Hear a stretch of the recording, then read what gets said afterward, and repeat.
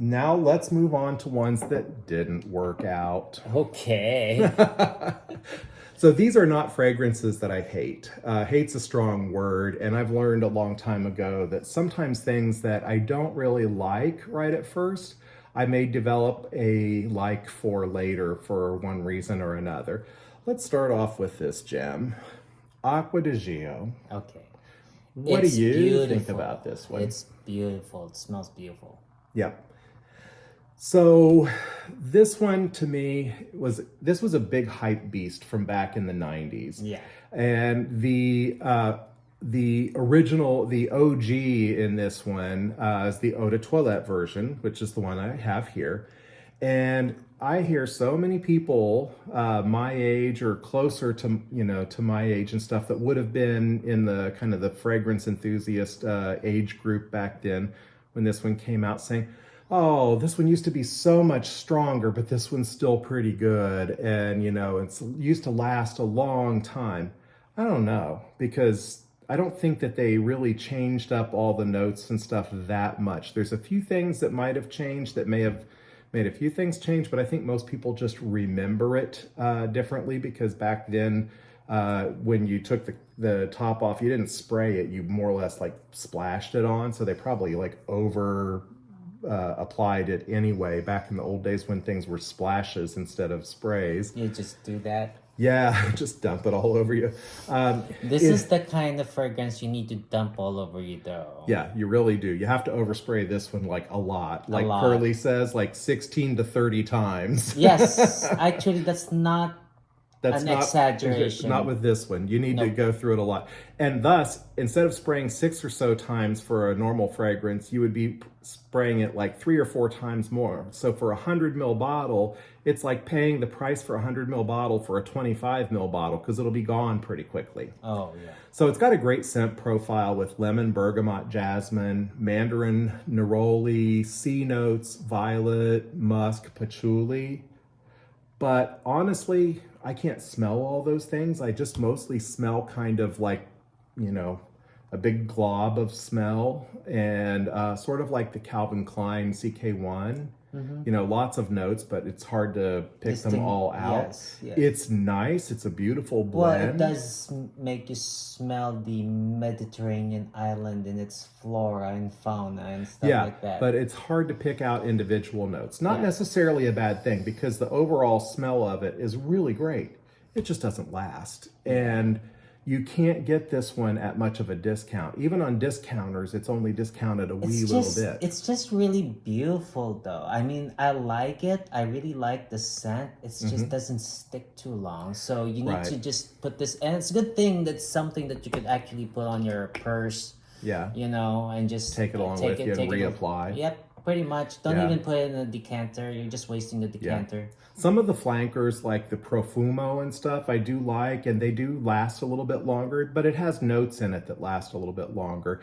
I have given some consideration to getting the new, I'm not sure if it's Eau de Parfum or perfume version of this, but I've been so disappointed by this one and how it just doesn't perform, and it it just goes away so quickly. And it's got a big price tag on it that I haven't felt compelled to get many more from the Acqua di Gio line. Okay. Alrighty, let's talk about another disappointment. Yeah. You didn't like it. No. So Guilty. Yeah. Gucci Pour Homme Parfum edition. Okay, so there's a lot of editions of this. This is the Parfum edition. Okay. There's so many flankers I of like it though. I don't dislike this one. Okay, good. Yeah, I don't hate this one or anything, but where to begin? There's so many flankers in this, and is there a common DNA in the line? No, just that it's kind of mainstream. There's like lavender, lavender, neroli, cedar, and woody notes and patchouli in this one, and that's. After about 30 minutes, that's kind of what you smell still sticking around, but it sort of all just blends together and it's not very memorable. So to me, this one, the disappointment is that for being such a hyped fragrance and not really discounted anywhere, it's pretty much full retail price on this one. You basically get an unmemorable amber woody fragrance that doesn't stand out from other things, and it's got a steep price tag. Yeah. It's decent, but there's better things Well, out there. if you like this, there is a better alternative called Polo Cologne Intense. They smell almost alike, you know? So, yeah. It's just riding on its brand name, do you think? Gucci? Yeah, I think that I haven't tried many of the others in this line, but when I look at them, they all seem to sort of get about the same comments that it's a lot of hype and it's kind of basically good but forgettable. Okay, all right. Okay. Next. Moving on to a major disappointment that a lot of people love. And I don't. Why? Now I'm curious. I haven't smelled this before. Okay, just keep talking. So, okay, Eros, the original in this one, the one that most people think of is the Eau de Toilette. And while that one is somewhat nicer on the opening than the Eau de Parfum, which this one is, it overall comes out pretty much the same. Basically, it has a sort of an obnoxious metallic smell to it. What? Really? You don't think so? I'm okay. To me, I don't like it. Once you put a lot of it on, because most of the time when people wear this, they wear a lot of it. Because it's sort of a clubbing fragrance or something. Oh, okay. So this one comes off a little obnoxious and screechy with all the ambroxan in it, and then really sweet. Oh yes, it's really sweet. It's sweet. It is really now, sweet. Depending on your purpose for wearing this, if you're going out to a club and want to get noticed and stuff like that, this one is kind of thought of as a panty dropper. So it appeals to girls a lot. Okay.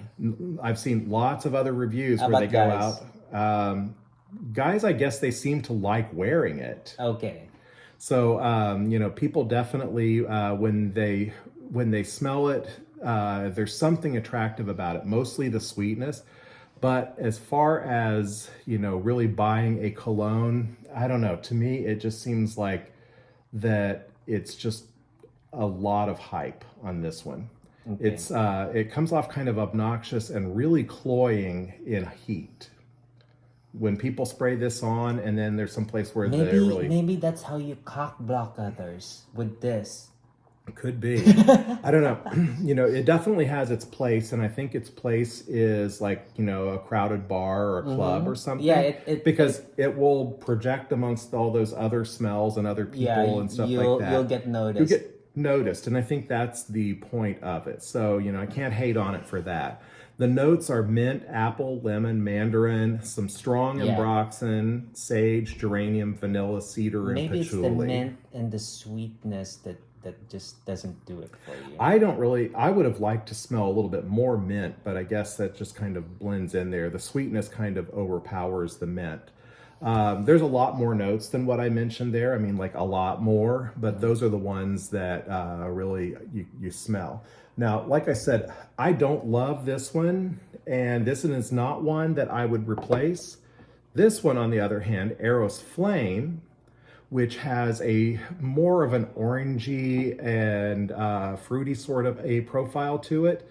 This one is not a blind buy, which is why I didn't put it really on the list. I'm just mentioning that instead of Eros over here, get Eros Flame. Okay. Because it has a really beautiful scent profile. Okay, this one instead. Yeah. The sad thing is, this one is discontinued. So good luck finding it. If you find it on anywhere, buy it. Or just get this one and party. That's right. So you put this away now? Yeah. Okay. Okay, so let's see. Moving on to Cool Water Intense. Now, I feel kind of bad beaten up on this one because I don't really dislike it. What I dislike is that the original Cool Water was this beautiful fresh green aquatic scent with lots of subtle aromatic hues to it. Okay. This one has nothing in common with that. Oh, okay. It's an enjoyable, sweet, tropical scent. It has notes of mandarin, coconut, and amber. So it's actually a very pleasant scent. It is. But almost not like Cool Water, the original. it's nothing like it. There's not a single note that's the same.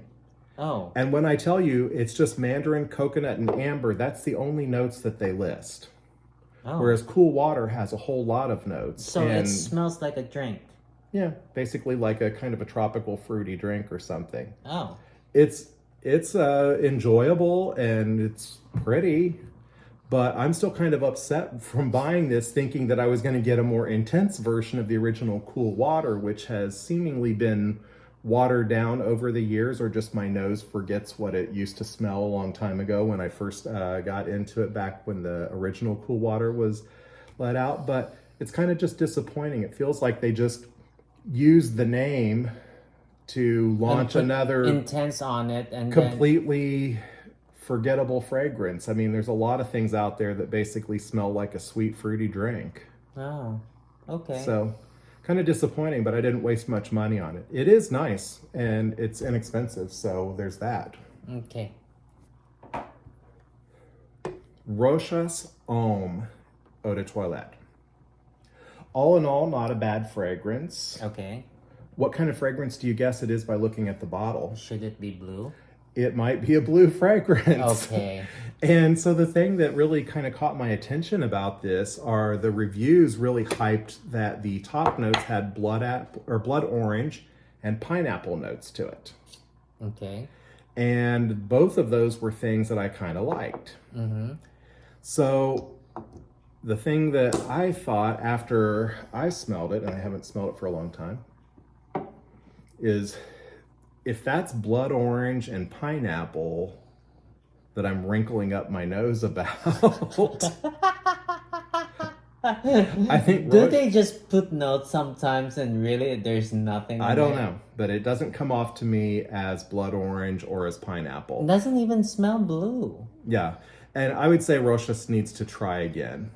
So I don't totally hate this, but after about 30 minutes of you spraying this on skin, it's basically a boring, muddled up, powdery mess. For you. Yeah, other people may love it. I don't know. To me, it just smells boring and powdery and nondescript. I'm still gonna put a review on it. So yeah. The notes on it are actually, pretty enticing. Blood orange, pineapple, cardamom, juniper berries, geranium, basil, tonka, and patchouli. But it just smells fuzzy and kind of nondescript. I don't really get any of those exciting notes like the blood orange and pineapple and stuff. So it's not terribly expensive, which is good because I would have been upset if I had spent, a lot on something that smelled like this. But because it's a pretty reasonable price point on it, and it doesn't smell bad, it just doesn't smell as amazing as what the notes make it think of. I don't really hate it, but I'll never buy another bottle of it. I just won't hardly ever wear it enough to go through one bottle in a lifetime. Okay. Yep. Now let's go on to another one that I've talked about a little bit before, but I have to put this one in a disappointment category. The Nasomatto Black Afgano. This is a perfume extract. So they, they say it's like, oh, you don't need a whole lot of this because it's really strong. Okay. So you pay a whole lot of money for a pretty teeny tiny little 30 ml bottle. Mm-hmm. Now this bottle, I can guarantee you, will last me for the rest of my life. Yes, because I won't use it. And while they put out some pretty interesting fragrances, this one I think is a little bit more art than than purpose. Than purpose, yeah. So Nasomatto doesn't publish actually like a note description. They put more of a description of a vision of this. Now, when you smell that, what vision do you get? I'm okay. I'm okay with this. Okay. So they describe this as, and this is a quote from their website, okay, The fragrance aims to evoke the best quality of hashish. It's the result of a quest to arouse the effects of temporary bliss. So you're supposed to get high when you smell this. It evokes the best quality of hashish and arouses the effects of temporary bliss. All right. So, to me, it smells vaguely of pot and fresh cut grass. Okay. And because That's they don't, bliss for people. some people might find that blissful. To me, not so much. People that like on Fragrantica rate this, they smell resins, woodsy notes, tobacco, coffee, oud, and incense. I really don't get any of that. I just mostly smell pot and fresh mowed lawn. And this little bottle will set you back about as much as a full-size bottle of Chanel Blue. Oh, I'd Or rather Blue de have Chanel Chanel. Blue. Yeah, and so, make your choices there. It's Blue de Chanel. It's not overall terrible. It's just it's definitely a niche fragrance. It's something not for everybody. Sure. On the other hand, though, and this one is not a blind buy, so it's not really on the list, there are some of the Nasomato fragrances that are wonderful. This one is called Duro, and smell this one.